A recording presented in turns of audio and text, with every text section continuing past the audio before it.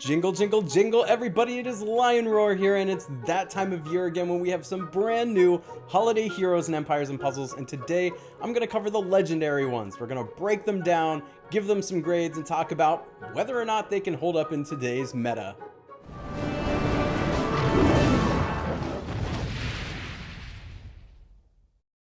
But first, download Gemstone Legends, a mobile RPG puzzle match game.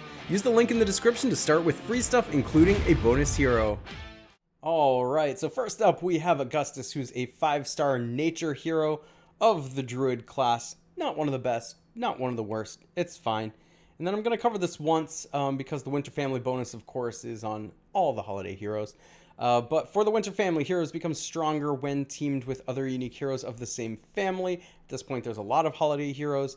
But this is a bonus for 2 or 3 heroes, so you get either a 2% increase or a 3% increase to health of minions inherited from their summoner, and a 5% or 10% attack for minions inherited from their summoner. Now, the theme with like all of these holiday heroes is the minions they make, so there's definite synergies there. And then, of course, you get an event hero bonus out of this as well if you're doing the Santa's Challenge event. Augustus has 778 attack, 832 defense, and 1,472 HP with a special Wisdom of the Gnomes. And, it's slow. Okay, now, Mother North is amazing, and she's slow. So is this special like Mother North's? Is it different enough that you want this hero? Is it going to be as game-changing as Mother North? Let's check it out. All right, so Augustus cleanses status ailments from all allies. Boosts health of all allies by 690. Boosted health can exceed max HP. Now, this is probably more important in today's meta than just any kind of regular healing. You often need to brace yourself and prepare for big hits from your opposing teams you're facing, and so this helps you do that. Minions and this boosted health kind of does the same thing. Boosted health by an additional 30 per each nature shield on the board, up to 930 boosted health, so you can get some more on top of that. Summons an elf minion for each ally with 7% HP and 10% attack inherited from the caster.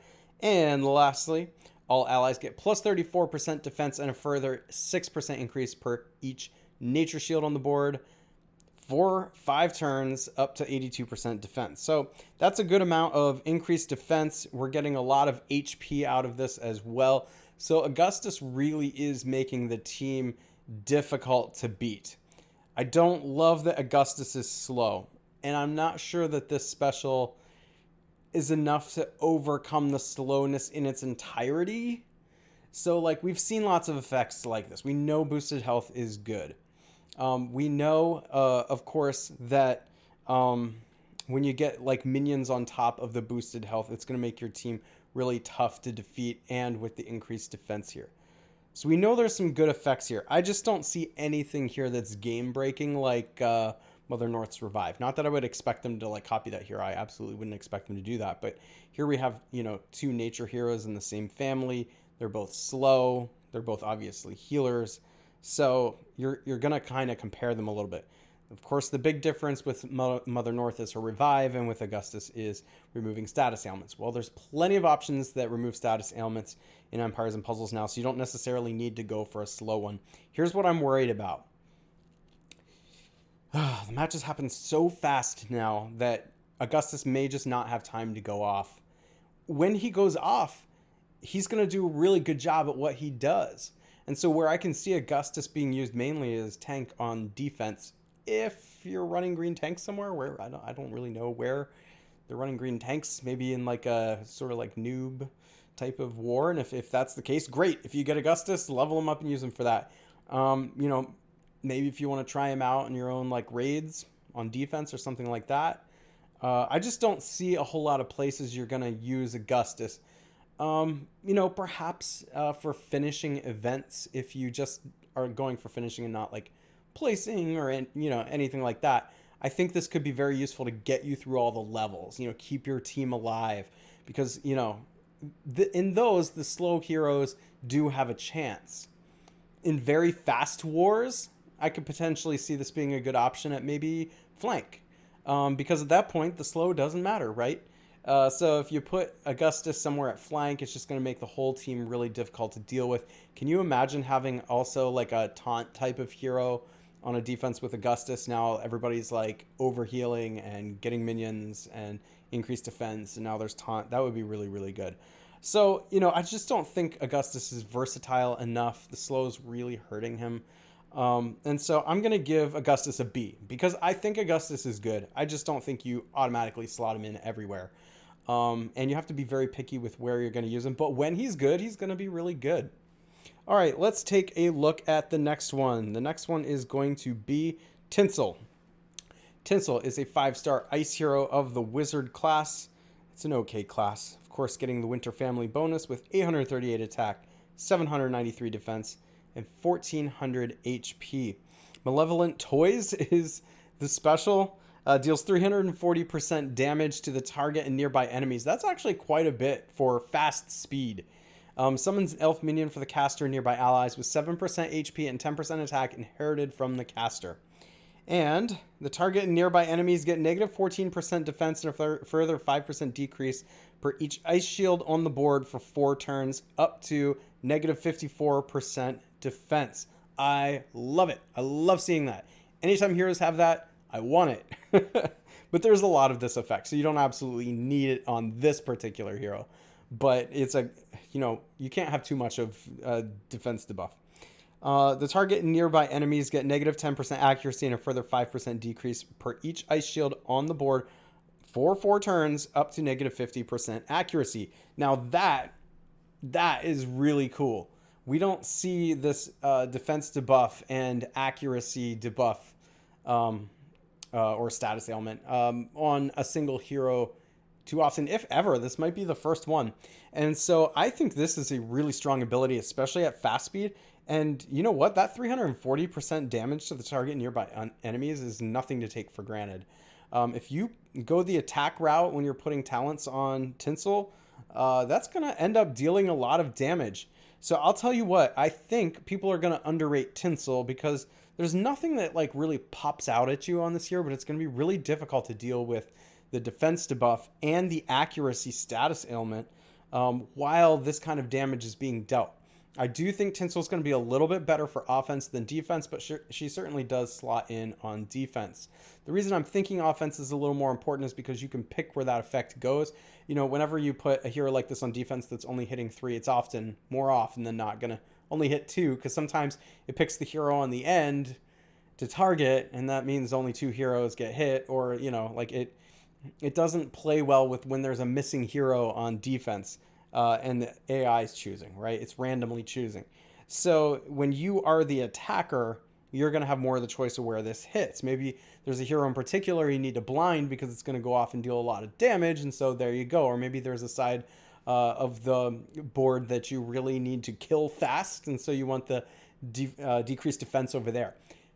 My favorite thing about games is choices and strategy. And when you have more choices and strategy, the better. And Tinsel gives you exactly that. She's versatile. You can use her how you need to use her. That gets me so excited. I think this is probably the best one of the new heroes. However, I don't think she's overpowered. I don't think she matches up with a lot of the overpowered heroes they've been releasing in other events.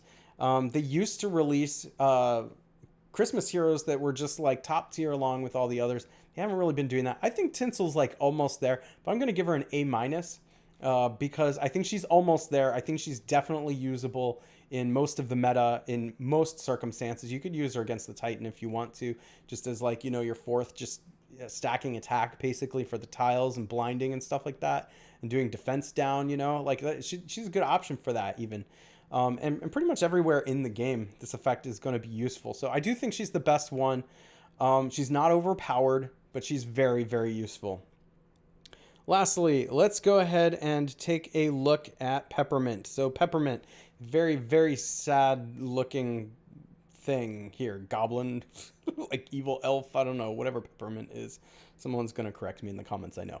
All right, so 5-star purple hero of the sorcerer class. Not one of the best classes either, but it is what it is. Winter family bonus there too. 809 attack, 821 defense, 1417 HP. Putrid Perfume is the special. at average speed, which, of course, if you put any of the mana troops on, you can basically get it to go off at fast speed. Now, it's not exactly fast speed. I know. It's not the exact same number of tiles, but 10 to 9 is huge because that's only 3 matches, and that's basically like a fast hero. Deals 250% damage to all enemies. Summons an elf minion for each ally with 7% HP and 10% attack inherited from the caster. All enemies receive 272 poison damage and an increase of 16 damage per each dark shield on the board over 4 turns, up to 400 damage. All right, so basically what you got going on here is a little damage to everybody, a little poison to everybody, a little minions for everybody. Nothing too spectacular here. Nothing game ending. Not that I would expect that on an average speed hero. Definitely not overpowered, and in fact, maybe a little more on the underpowered side. With all the heroes that they're releasing today in these events, I know they're like really hard to get, and these are not as hard to get. This just isn't gonna stack up. I can imagine like maybe for offense and defense and raids and things like that, if you get Peppermint and you're attacking, or you have it on defense, it's gonna deal a little damage to everybody, enough for perhaps your other heroes to go off and finish the team. But Peppermint's certainly not taking part in that along with the other heroes, but there's a little bit of everything here, so it's not terrible. A little bit of damage, like I said, a little bit to keep your team alive with some minions, a little bit extra attack with the minions, a little bit of poison here and there. They get extra poison with dark shields on the board, so it's fine. It's just not spectacular. And so for that reason, I'm going to give Peppermint a C. I don't really see Peppermint being used against the Titan, nor events. Maybe events, it depends. Against events, you could get a little bit of longevity out of the minions for your team and help to, take care of the whole opposing team. At the same time, it's just not a ton of damage that's being dealt here. So that's the reason for that. Now let's take a look at the summon chances. I don't know if you've already summoned or not, but if you haven't yet, here are the chances. And so you can get classic heroes in this, of course. Rare seasonal heroes 14.2%, epic is 5.7%, and then these legendaries we just looked at are 1.6%. Now do note there are other ones scrolling across the screen here, like Santa Claus and Costume Krampus, who they nerfed right after I got him. And then of course there's Mother North and everything too. That 1.6% is a lot better than a lot of the events. However, you might pull some of the old ones. Just know that, Of course, you can get the legendary hero of the month too, Balor. I covered him in another video. Make sure to check that out if you haven't already. But I usually like summoning in this holiday event because the appearance rates are better, and there's traditionally been really good heroes in here. And I think there's a few good ones. I still think Krampus is pretty good, even though they nerfed him. Mother North is the best, I think, out of everybody here. Yeah, I think it's worth it. What's even more worth it is saving your hero coins, your hero tokens, for an event like this, because you can use those and get the seasonal heroes. Just remember that. I always try to save mine up for the different events when I get them. And that's how you can get some 5-star heroes for free, potentially. So anyway, let me know. Of course, I'm just speculating here today. I didn't get any of these heroes. I already used my free epic hero tokens. Didn't get anybody. But if you got them, use them. Tell me what you think about them, or if you're just speculating too. I like to know your opinion. If you haven't already, make sure to like, subscribe, and hit that bell notification. And I will catch you in the next one.